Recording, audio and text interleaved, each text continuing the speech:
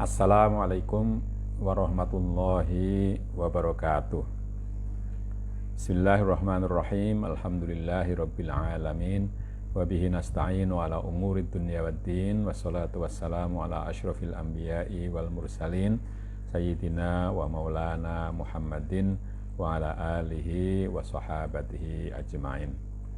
Saudara, marilah kita baca surat Fatihah untuk Kiai Soleh Darat yang menulis kitab Faidur Rahman yang kita pelajari pada malam hari ini. Lahul Fatihah.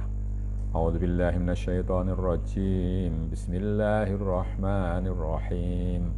Alhamdulillahi rabbil alamin. Ar-Rahmanirrahim. Maliki yaumiddin. Iyyaka na'budu wa iyyaka nasta'in. Ihdinas siratal mustaqim. Siratal ladzina an'amta 'alaihim ghairil maghdubi 'alaihim waladdallin. Amin. Saudara, pada pengajian terakhir 2 malam yang lalu kita sudah berbicara tentang perulangan perintah untuk menghadap ke kiblat, ke Ka'bah. Nah, sekarang dilanjutkan dengan makna isyarinya. Bismillahirrahmanirrahim. Setuhune iki takarrur khitobi marang Sayyidina Muhammad sallallahu alaihi wasallam ambal kapindo iku awe isyarat marang khuruj kang awal metu saking hijabe jihad. Artine nalika metu sira saking jihad mongko nuli madhepa sira madhepno sira ing wajahira marang jihad Masjidil Haram supaya aja gumantung atinira marang masjid lan marang jihad. Takarrur khitab kepada Nabi Muhammad, takarrur yang ditujukan kepada Nabi Muhammad sallallahu alaihi wasallam itu sampai 2 kali. Yaitu isyarat kepada keluar yang pertama itu keluar dari tabir arah ya. Jadi menghadap Allah itu bukan menghadap arahnya ya. Maka ini takarrur yang pertama itu isyarat kepada keluarnya penghadapan hati dari tabir arah. Artinya ketika kamu keluar dari arah, maka lalu hadapkanlah wajahmu dengan ke arah Masjidil Haram agar hatimu tidak tergantung pada masjidnya dan kepada arahnya. Mongko setuhune mangkono iku haram atase atinira madhep marang liyaning sun.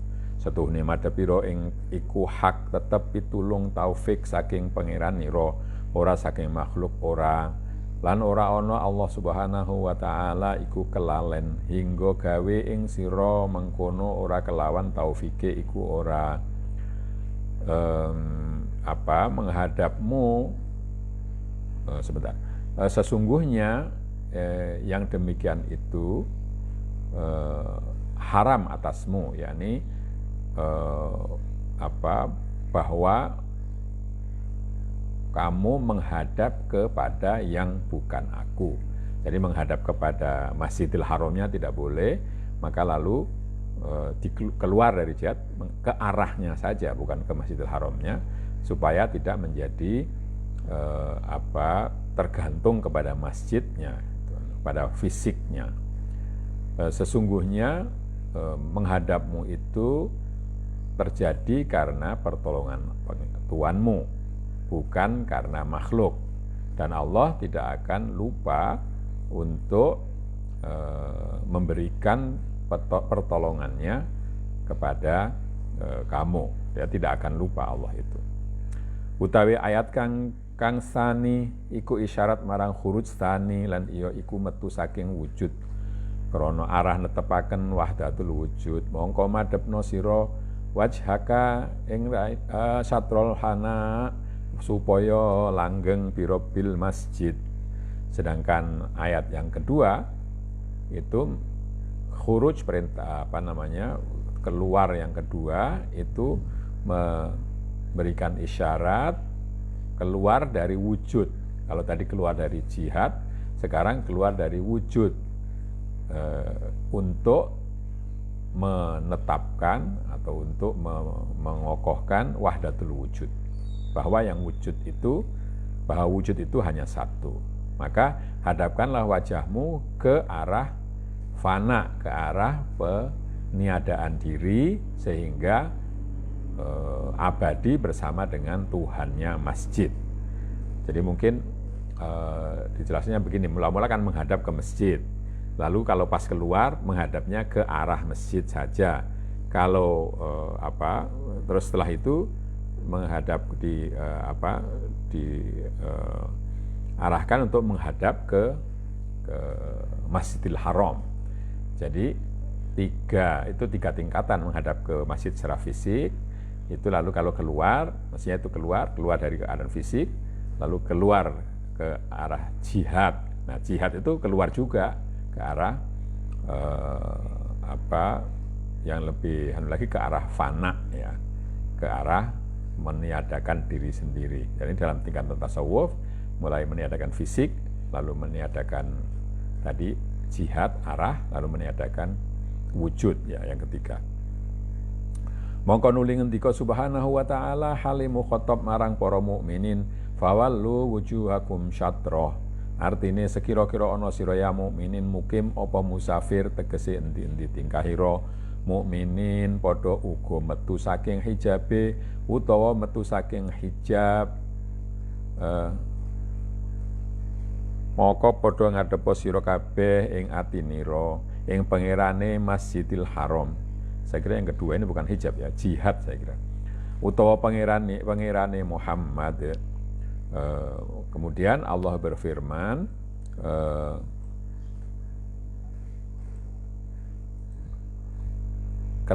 seraya kalau tadi dua takarur, ya, yang pertama itu pertama dan kedua itu mukhatabnya adalah Muhammad.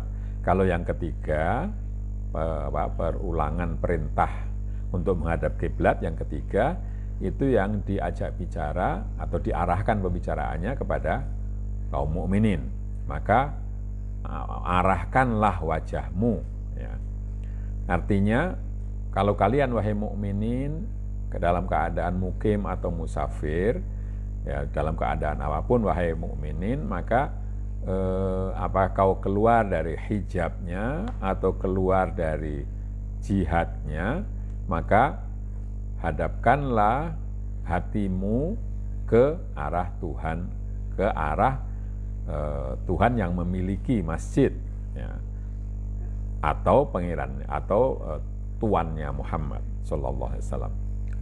Artine arep ana ngamalira iku arep kelawan billah, lillah, fillah ing dalem nalikane amrih wusul lan kelawan mutabaatur rasul ing dalem nalikane metu saking hijabul wujud. Artinya hendaklah perbuatanmu itu dengan Allah, untuk Allah dan dalam Allah, ya, dengan pertolongan Allah, lillah, ikhlas karena Allah, fillah, tujuan akhirnya itu adalah Allah. Ketika mencari wusul itu pertemuan hamba dengan Tuhan, tuannya, dan dengan mengikuti Rasul ketika keluar dari hijabul wujud, dari tabir wujud. Jadi wujud ini sendiri, wujud kita ini tabir, karena di balik itu ada wujud Allah yang abadi. Supaya ojo ono ausoful insan ya iku dadi ngaling-alingi marang sira fitoriqil haq nalikane ono sira ing dalem mutabaatir rasul angin karep, ya, angin karib, ya, agar sifat-sifat kemanusiaan itu tidak menghalangimu dalam mengikuti jalan tasawuf ketika mengikuti Rasul, tetapi justru menjadi lebih dekat. Alladzina dzalamu Qauluhu alladzina dzalamu lan iya iku nafsul al ammarah lan syaitan iku ingkang ijih ngaling-alingi ing sira. Mongko aja wedi sira ing nafsu lan ing setan. Krana karo-karo iku apes karone lan wujude karo-karo iku ora sepi saking masoleh lan hikmah. Alladzina dzalamu dan maksudnya adalah nafsu al ammarah dan setan itu yang masih menghalang-halangi kamu semua. Maka janganlah kamu takut kepada nafsu dan setan, karena kedua-duanya itu lemah, kedua-duanya itu wujudnya tidak lepas dari masoleh dan hikmah. Jadi meskipun menggoda, tapi wujudnya itu sendiri bisa menjadi keuntungan ya, dan hikmah. Keuntungannya apa? Ya dengan adanya godaan itu kita lalu tambah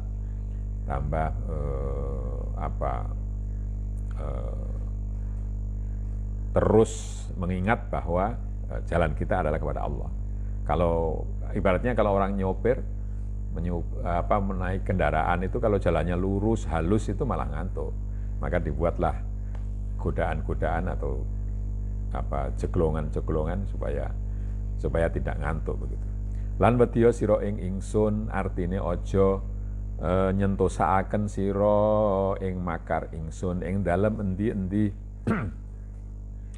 tingkah endi-endi makom balik padha ana sira kabeh padha gandulana ing fadol ingsun aja marang amalira utawa makomira la'allakum tahtadun marang syuhu di jamalil haq. Dan takutlah kamu hanya kepadaku. Maksudnya janganlah kamu memperkuat ya, melestarikan ketidakpatuhan kepadaku dalam keadaan apapun dan dalam tingkat apapun.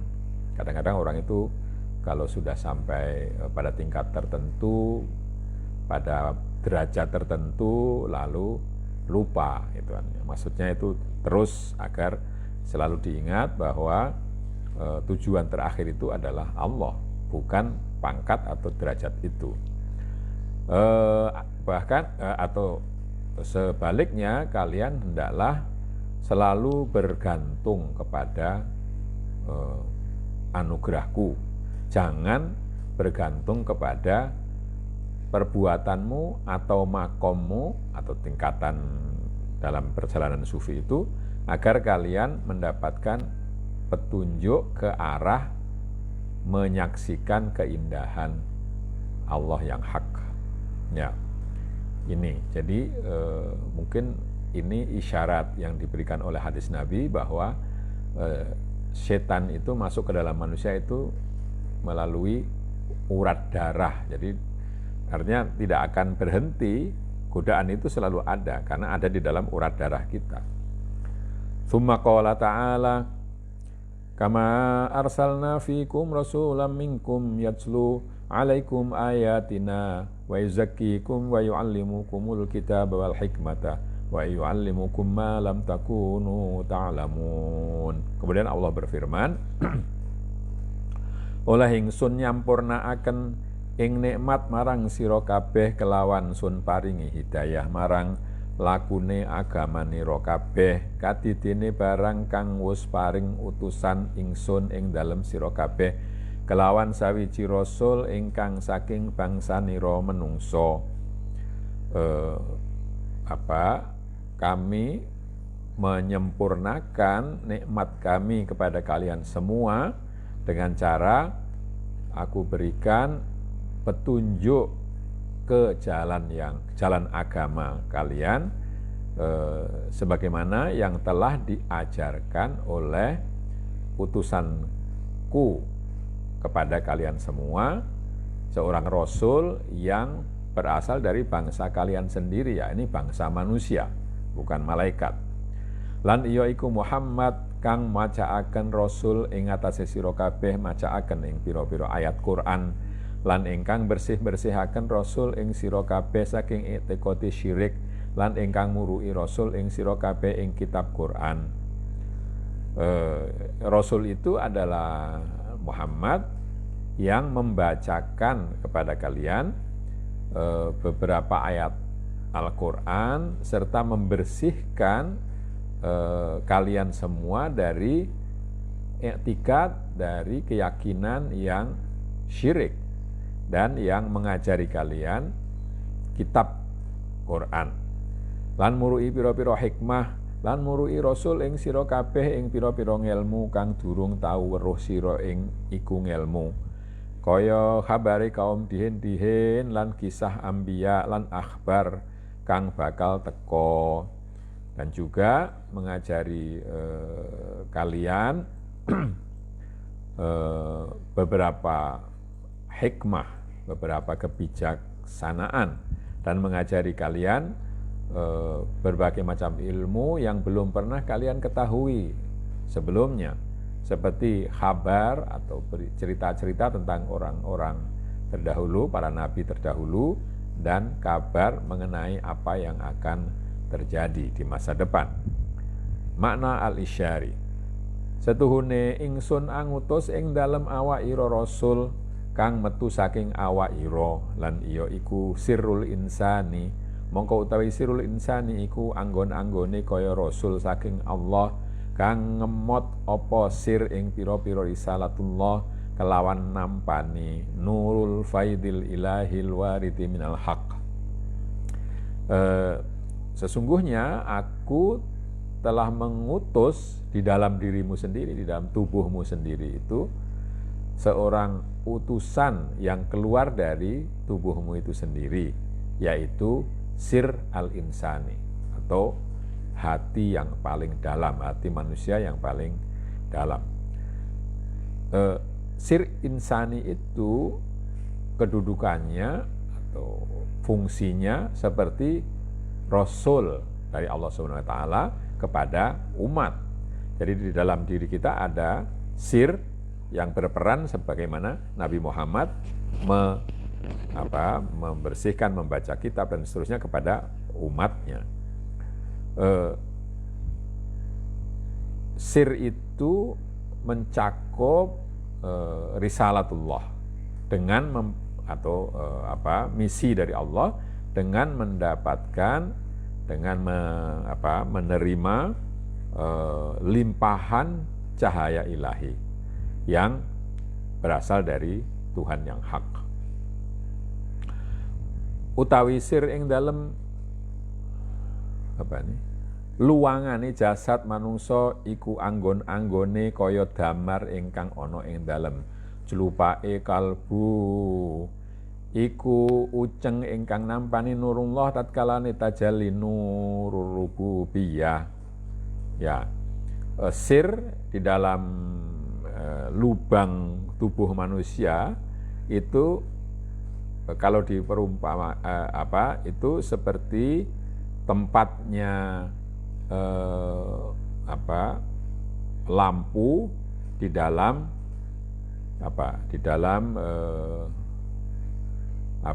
celupak itu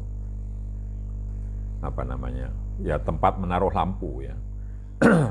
Lampu yang ada di dalam tempat menaruh lampu yang ada di kalbu iku uceng ingkang nampane. Jadi perumpamaan sir itu kalau di dalam lampunya hati itu seperti uceng itu yang dibakar itu. Bisa ada kalau kita punya lilin itu ada benang di dalam lilin itu yang dibakar ya. Itu uceng. Saya tidak tahu bahasa Indonesianya apa, lupa ya.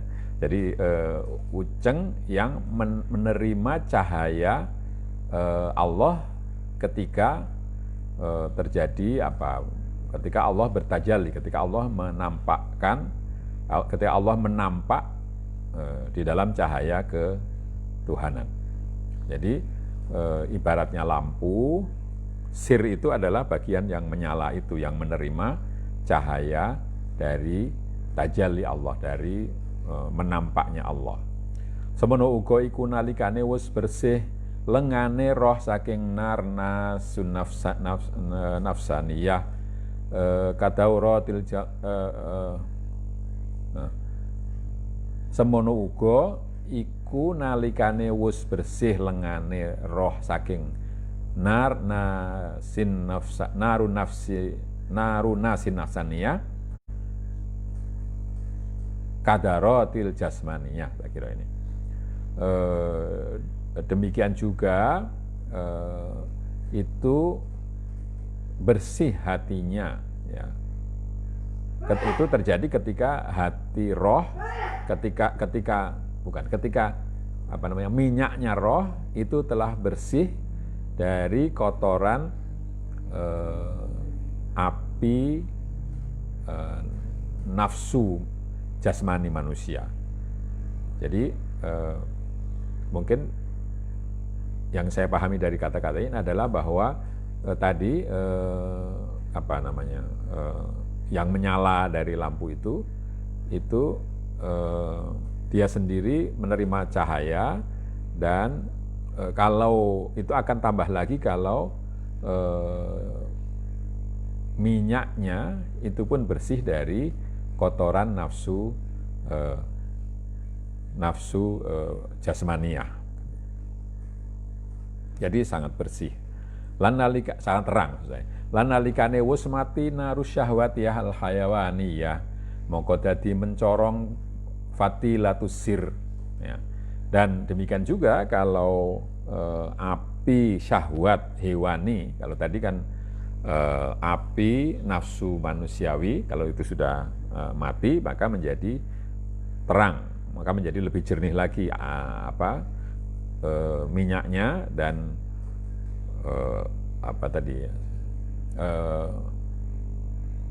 nyala, yang bisa menyala itu saya belum menemukan kata bahasa Arabnya fatilah, ya.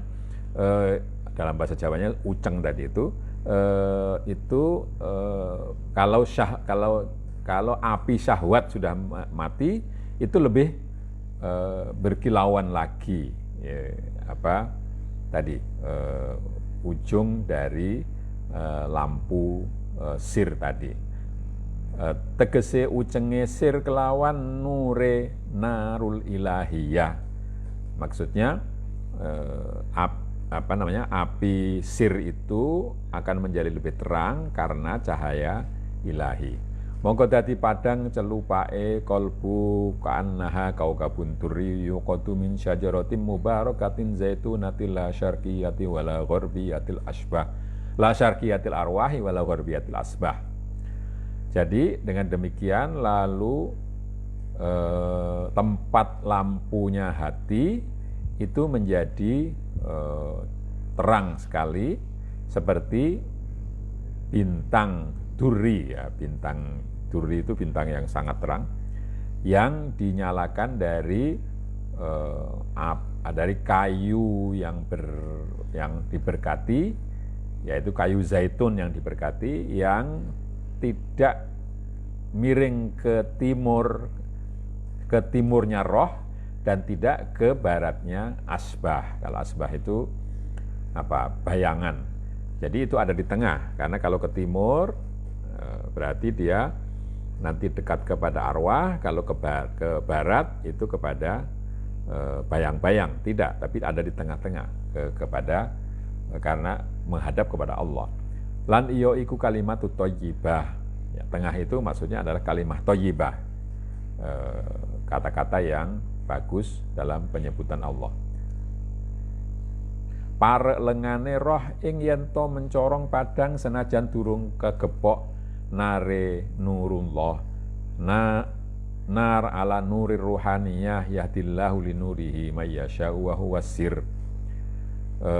Hampir-hampir minyaknya roh itu sudah bersinar walaupun belum disentuh api dari nurullah. Jadi sebelum tersentuh api saja itu sudah berkilat, sudah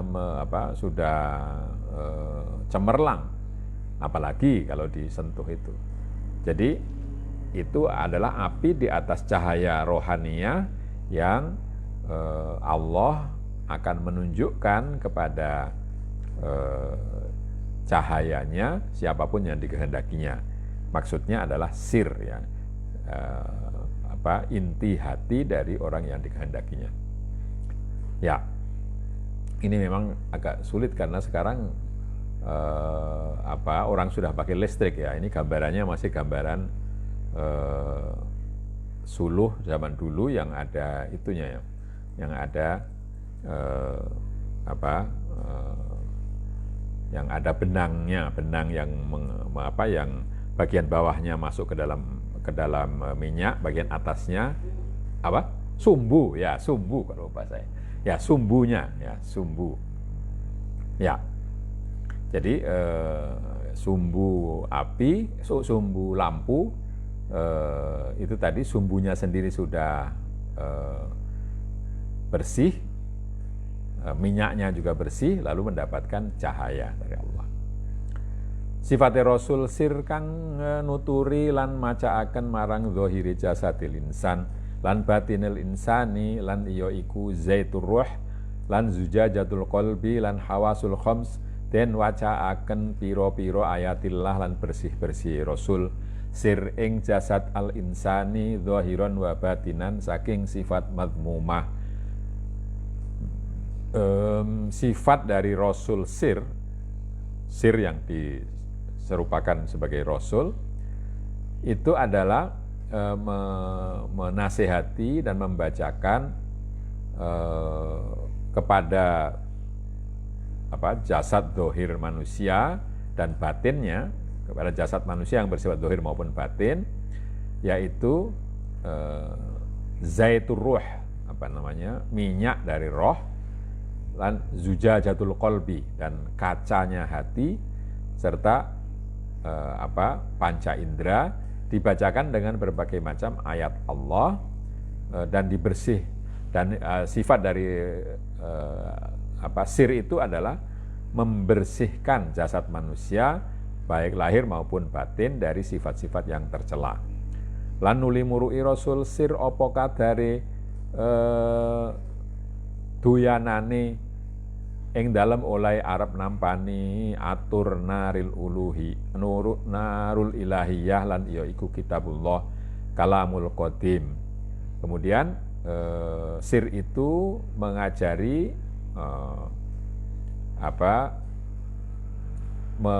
mengajari ukuran dari doyan itu kesukaannya di dalam mendapatkan nur dari Allah, yakni kitabullah kalamullah yang qadim, yakni kitab Allah, yakni firman Allah yang qadim. Artine nganggo kelakuan kaya kelakuane Allah minar rahmati war rafati wal afu wal karim. Maksudnya agar mengikuti akhlak Allah atau perilaku Allah yang berupa kasih sayang, rahmah, ra'fah, rahmah dengan ra'fah itu sebetulnya artinya sama, ya. Rahmah itu mengasihi, ra'fah itu mengasihani, mungkin begitu, memaafkan dan memberi yang banyak. Lan nur oleh ngelmu barang kang ora den kaweruhi tanpa ngaji lan tanpa meguru. Nah, dengan demikian nur dengan sir itu mendapatkan ilmu yang belum pernah diketahui tanpa belajar dan tanpa guru. Lan iyo iku ngelmu asrarus syariati wa ulumut thariqati wal haqiqah wallahu a'lam bishawabi wa bi muradi kalamihi wa bi asrari kalamihi, yakni ilmu rahasia syariah dan ilmu tarekat serta hakikat. Wallahu a'lam, Allah yang maha tahu dengan yang benar dan yang dimaksudkan dengan firman-Nya serta rahasia-rahasia firman-Nya. Saya kira sampai di sini kita akhiri dengan bacaan hamdalah. Alhamdulillahirabbil alamin. Kurang lebihnya minta maaf. Wassalamualaikum warahmatullahi wabarakatuh. Apa?